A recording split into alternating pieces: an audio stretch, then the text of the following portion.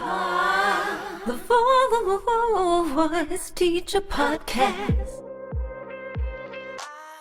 Hi there, and welcome to the Voice Teacher Podcast. I'm Amy Geddes here with Sam Johnson, and today we have an exceptionally special guest for you. We have Ken Bozeman. He is a world-renowned voice pedagogue, and we are privileged to have him on our show. Let's have a big round of applause for Ken. Woo! It delayed.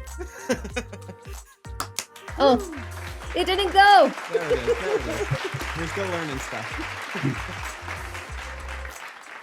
Anyway, thank you so much, Ken, for coming on. Yeah, first off, just could you tell us a little bit about how you got into voice teaching? Well, I grew up, basically, I took piano as a child, didn't take voice lessons until I got to college, was very involved in a church music program and in school, school choirs and so forth, and school musicals, and went to college thinking I would probably be a church musician, but very, very quickly, I really had not experienced much classical singing until I got to college, other than the sort of version of it that I got in the church music program in the school choirs, but certainly no full-blown, developed professional voices. And I was immediately fascinated by what the human voice could do, because my primary history was in classical, although I played in, I had a folk group in high school, and was singing all the popular things and played guitar and did all that. And that was all great fun, but I hadn't experienced unamplified, powerful singing of a classical sort. And that fascinated me. And so I very quickly switched to being a classical voice major. I was always a kind of a student type, a little bit of an academic type, though I sang it feelingfully. I didn't sing that way. So I sort of just gradually headed more and more towards, and I had piano skills. So it just kind of led me in that direction gradually. And when I graduated, I had an undergraduate and master's. I did a year in Germany on a Rotary Fellowship, and then came back another year. In my own vocal journey, I knew that I wasn't ready to try to be an opera singer, because even though my voice had developed quite a bit, I still knew that I couldn't sustain the athleticism needed for that career. But I also knew that I was really an academic type and loved that setting. And I had been teaching some. And so that just kind of went in that direction. And I continued to work out my own voice as I learned and taught and so forth. So that's the short version of how I got into it. That is so exciting. I mean, everybody I think all voice teachers follow a little bit of a similar path, but we all kind of find it in our own way. So I was reading in one of your articles, and it talks about how you had a couple of big turning point moments. One where you kind of sang through that first passaggio and didn't feel it turn over till later. I'm sorry if I get this wrong, but that was kind of a big point for you. Can you tell us more about that? Kind of explain what those awakening moments were for you in your singing. So my interest in the acoustics and how that works with voice probably actually began when I first heard a recording of Jussi Björling singing "Ah Love But a Day" by Amy Beach. And there's a point in which he goes from an ah vowel, from an E flat up to an A flat into his upper voice. And this amazing color change occurs. And this was on the LP. I had gotten an LP back in the day when there were LPs more. This coming back, actually. And I was like, what is going on? Wow, what is he doing? I've got to figure out what he's doing. That's how you get into the upper voice with that wonderful, sound. Let me think about this. About 10 years later, I was at a Nats conference in Minneapolis, and Tom Cleveland played a synthesized tenor voice singing an ah vowel on an F major scale. And it did that color change near the top. And so I ran up and I asked him, what did you program in the synthesizer to create that color change? He said, man, I didn't do anything but change the pitch. I realized he had set the formants, which I had learned about by that point, and just the pitch change moving through those formants caused that color change. And that was probably my first big aha moment, but I didn't know what to do with it yet. That was like in 1981. I thought, it's acoustic, it's not laryngeal. but I didn't know what to do with it. So then in a lesson with Richard Miller, I was covering a sabbatical at Oberlin in 1989, and I was in a lesson with Richard, and I had read his material on the zona di passaggio, this transition zone, that he said for a tenor it's like D to G. So I assumed that my voice would turn over and go into the top at about a G. Although, if I'd been more careful in my thinking, I had already noticed that my A vowel was turning over on about an E flat. I thought, Your that's a interesting. or eh? Eh. It was in a German song. Anyway, I thought, oh, that feels better when I let it do that. So I was letting it do that. So was already working things out, but without specific understanding. Anyway, I was singing an A vowel in this lesson with Richard Miller, and it turned over on D4. And it was a rather unusual sensation because I had been opening my A vowel and delaying its turn, which is very typical strategy that people do. Like in Messiah, tenors will often sing instead of plain, they'll sing plain, plain. This is plain,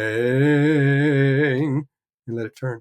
And I said, Richard, what was that? Was that okay? He said, what was what? I said, what that A vowel just did. He said, oh no, do it again. I did it again. I said, yes, fine. But he knew what It's it so should sound casual like. from him whenever it's like a big breakthrough for us. Right. He knew what it was supposed to sound like, Yeah. but none of us knew what I began to observe. So I went back. I had helped set up his lab there. He had gotten a KLMetrics 5500, which was a very fancy computer that did spectrography, and it was very expensive. And I set it up and I rehearsed. I would practice in that lab. And I went back to the lab and I said, my A vowel is turning over there. And I started playing with other vowels. I says, my vowels are turning over in some kind of parallel relationship to what I've seen first formant relationships being plotted in graphs in Sundberg and other places. And I said, well, that would mean my oo and my o vowel would be turning over way down here. And I went down there and I go, yeah, wow, yeah. So anyway, that was when I made my first big observation that acoustic events are triggering what we've been calling turning over, covering, all these things, and they vary by vowel. It doesn't happen at the same vowel, the same place for every vowel, which I think had sort of been the thinking of a lot of us. Well, your voice turns over on pitch blank. No, that's where your A vowel turns over, and your A and O vowel turn over about a step lower than that, and your A and your O vowel turn over about a fourth lower than that, and your E and oo almost an octave lower.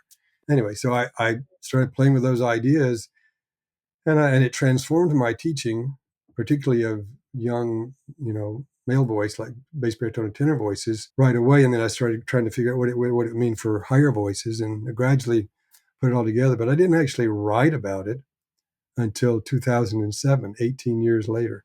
I did a few presentations, a poster and so forth before that. But the first time I actually wrote in the Journal of Singing was 2007, A Case for Voice Science in the Voice Studio in the Journal of Singing. And then I started getting invitations to write more about it, and I did. And then in 2013, I wrote my first book, Practical Vocal Acoustics. And in 2017, Kinesthetic Voice Pedagogy. And then in 2021, a second edition of Kinesthetic Voice Pedagogy that's about twice as long.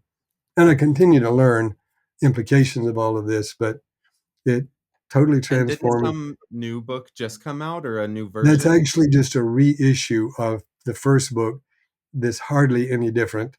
The first publisher went under COVID and everything else. And so it was taken over by Nats and Roman and Littlefield. So they've reissued it, fortunately at a very attractive lower price. They eliminated color on the inside, so it's all black and white, which is fine. But I put on my Facebook place, they gave me a discount code. They're offering it for $40, but with a discount code, you get another 30% off. So like $28, Oh, which is that's a great great. price for, most of it. Yes. Yeah, we'll put the discount code in the show notes, and I cannot recommend this book enough. It was one of the first, it made so many aha moments, because I had been kind of not seriously researching acoustics, but it's been just part of the consciousness for a little while. And as soon as I saw that book, it really puts a lot of things together. So thank you so much for writing that. I may eventually, we'll see if I have the energy for it, write a second edition for that one. But meanwhile, it's basically still what I think. I've continued to learn things, of course, and adjust as we learn, we adjust.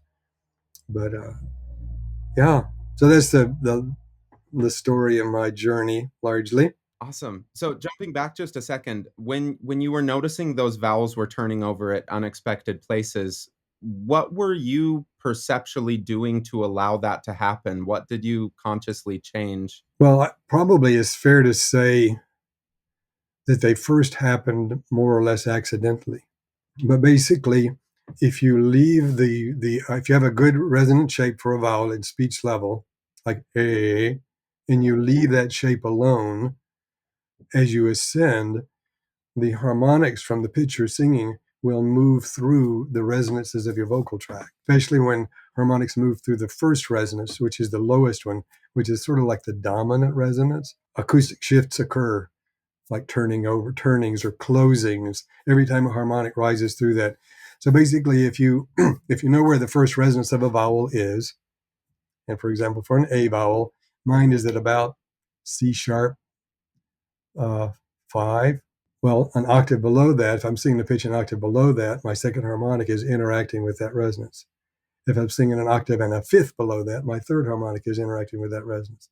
If I'm singing 2 octaves below that, my fourth harmonic is in, you just take the harmonic series and flip it upside down, and you can predict where all of those intersections are going to occur, and then you start noticing them, which is the real thing. Basically, you just want to feel it.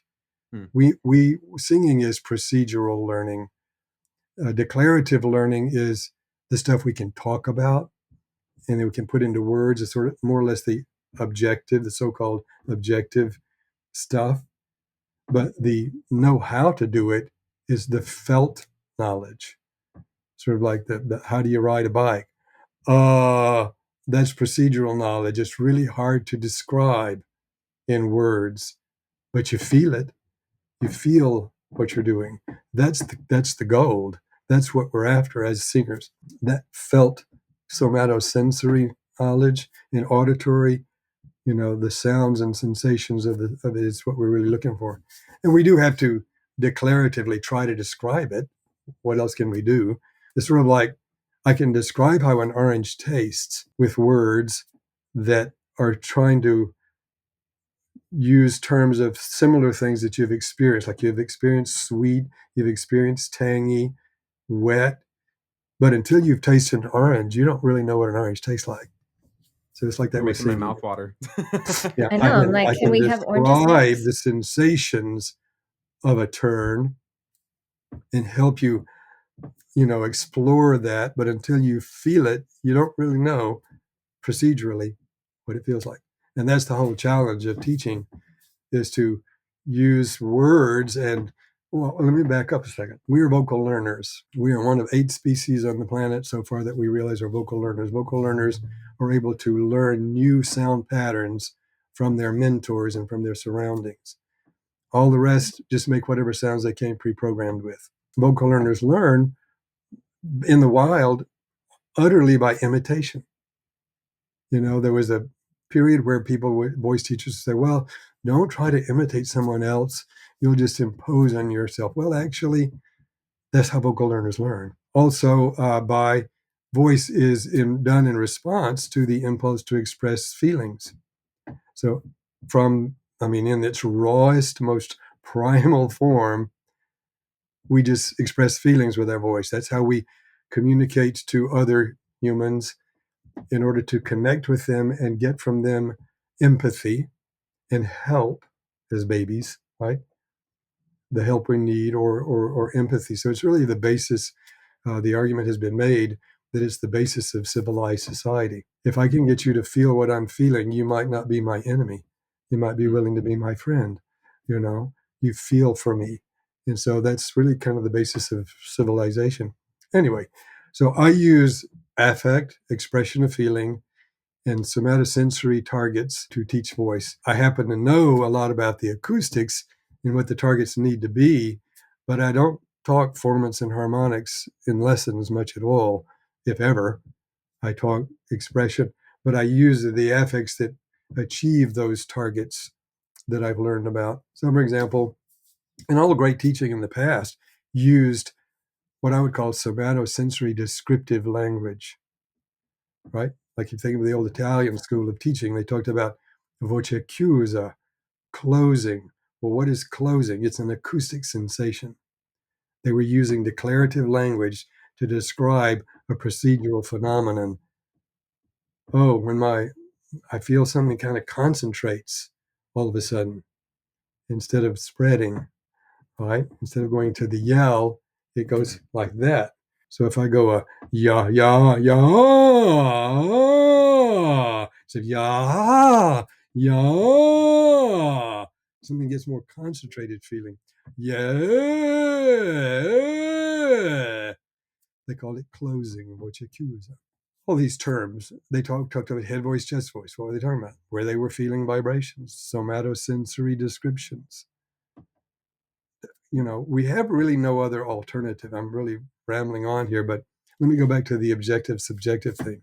There's no such thing as an objective experience. All human experience is subjective. We experience reality via our senses, our perception of various senses. So it's already subjective from the get-go. Now, I believe that there is an objective reality out there that we are experiencing. Some philosophers argue about that.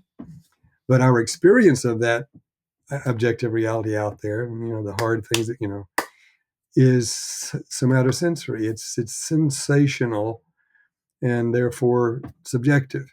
So those that argue that we need to be using more objective language in our pedagogy don't really have a leg to stand on. I agree that we need to try to figure out as best we can what the objective realities are. Very helpful. Very helpful to know my A vowel turns over on C sharp, right? Very helpful to know that. But how I do it is going to be very subjective. So objective language is very good for trying to describe the objective reality, but it's practically useless as an intentional directive for singing. I don't tell my singers, I need more first formant, second harmonic. I don't do that kind of stuff.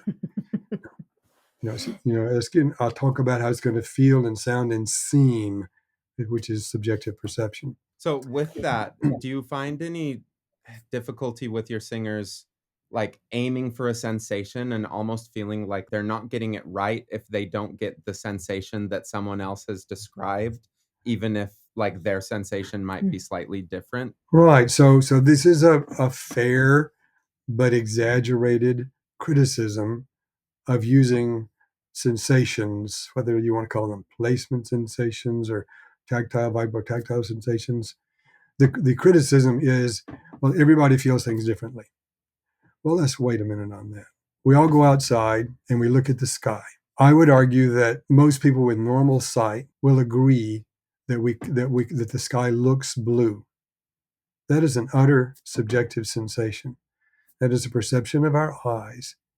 But I haven't met anybody that wants to argue that it's red if we have a clear sky. Now, it may be useful to learn the science of why we perceive the sky to be blue when we know air is, in a sense, colorless, but the light coming through it is refracted in such a way that our perception perceives it as blue. So it's fine to know about the objective science underneath it. There is huge overlap between sensations, between people. Yes, there is variety, but there is huge overlap. So I reject being dismissive in using subjective sensations because everybody feels it differently. Well, yeah, you have to qualify it, and yet you can't force on someone to do, you have to allow it and have conversations with the individual so that they're not trying to force something that's not their perception. But most people are going to feel head voice vibrations more in their head and chest voice vibrations more in their chest. And, and somewhere in between, they might feel it, pharyngally. And we don't have to avoid that kind of terminology as long as we're not sort of rigid about it. I think some of it is also just making sure that you're on the same page as your student about what language they use to talk about it. Because even if they're feeling it very similarly, their language might be drastically different. Exactly. And so you always invite from them. I always say, what is that like for you? What are your words for that? Because how you perceive something, because this is true, is largely a matter of how your brain is attending to the phenomenon. A good example of that is if you know of Wolfgang Zaus, the harmonic singer who teaches harmonic singing. He's brilliant. He's the teacher of Anna Maria Hefele. If you're familiar with her, she's a harmonic singer, overtone singer. Check him out on YouTube. They're amazing. He's brilliant. He has a little YouTube where he can teach you to hear spectrally. What is hearing spectrally? Where you hear harmonics rather than, we tend to hear from the language part of the brain. So we hear sound, colors all blended together. I'll give you a simple example. You might have I'm going to use, metaphorical language here, okay? That's Say great. you have a yellow harmonic and a blue harmonic. Well, you would probably hear that as green, is all blended together.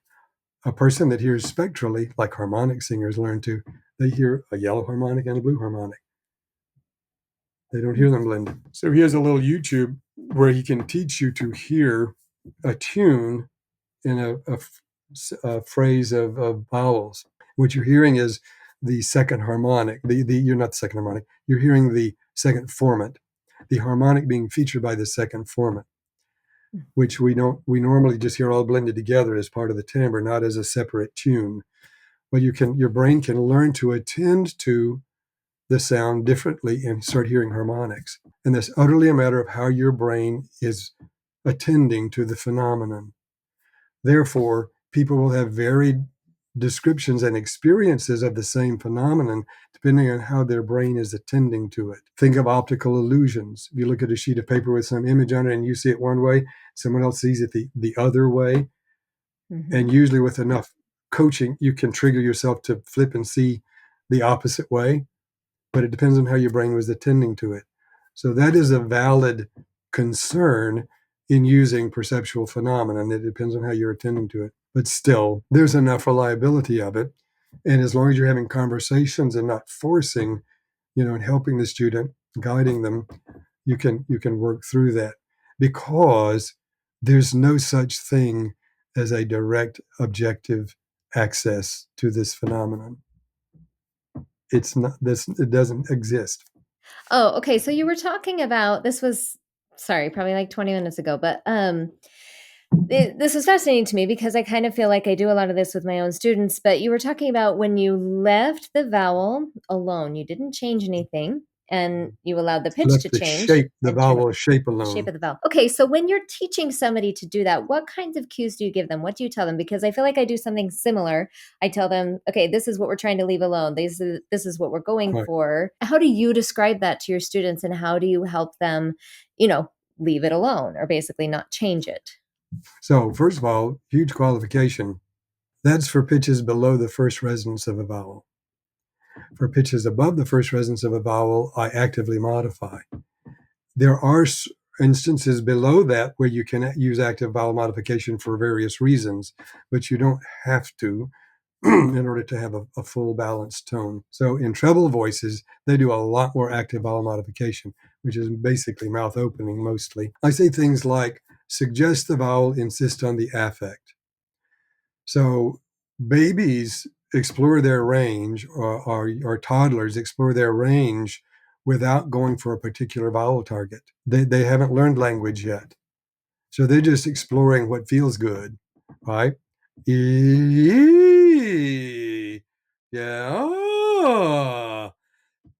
But they are doing feelings. So I say explore the feeling throughout your range. Start with a vowel shape, and then kind of almost you can play with forget about it. So say I'm doing an ah, ah, ah, and then all of a sudden go off to a wonderment and forget about the ah. Just leave the mouth alone. Ah. You hear that go right? Ah, ah. He goes through exactly the same shape. Oh.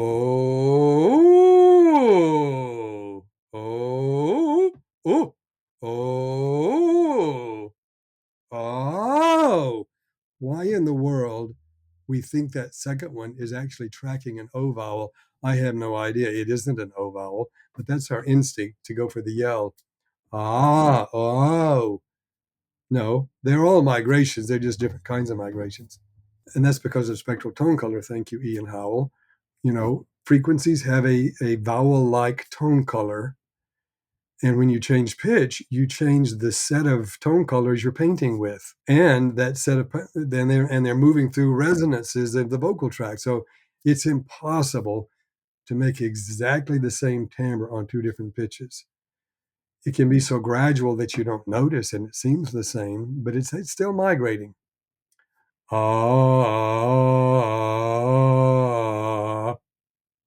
That was two different sounds. Now if I tried to make it the same, that's also different. But It's just it's different so in a different way. fascinating that like that feels like it should be more similar, but it sounds so much more different. And I think that's a big struggle that I definitely had and continue to work through, is that to get your voice to sound the same all the way through, you have to let it change in those ways. And tracking those timbral shifts has been way more useful to me than trying to make it the same. But yeah, it's really tough. We chase the target vowel timbre, which we derive from our speaking range, and we try to chase that timbre up the range, and that's going to result in strain usually. Too much pressure, too much strain. And of course, we want it to still sound, speech-like enough that it doesn't sound unusual to our listeners. We want them to believe it. But we have to be careful with that, because if we chase we chase both the timbre and the sensation from speech level up the range, and that's not going to work. Mm-hmm. We have to let things migrate, and they will concentrate, which speech level singing talks about the narrowing sensation. That's the closing sensation. And it doesn't have to be done physically.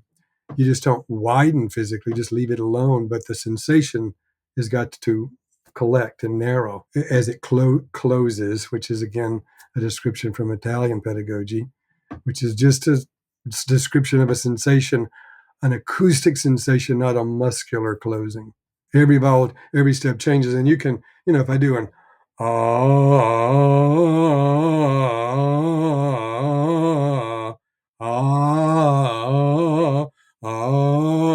mean, it's just migrating, every vowel, especially when they cross, when one of its harmonics of the pitch you're singing crosses the first resonance of the vowel you're singing. So E is really low.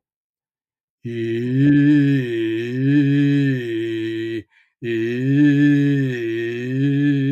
You're a lot more of the E, which is the undervowel, the U plus the E. So I have to start opening the E vowel really soon if I want to preserve timbre in that one. So I would do an E, a high E, E. It's that shape, but up high,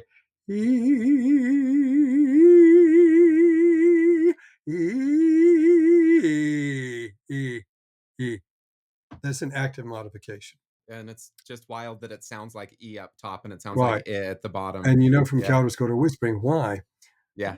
You can identify the second form at target with counterscore whispering. That I'm on my Bluetooth at the moment.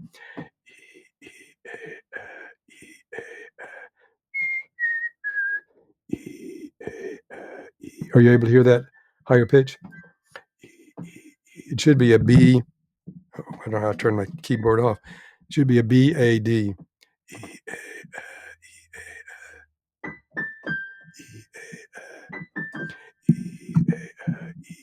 Now I'm going to open my mouth to actively modify it while retaining that pitch.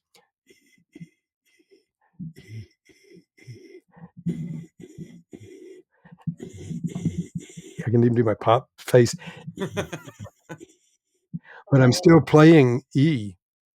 But listen to what it sounds like. E, E, E.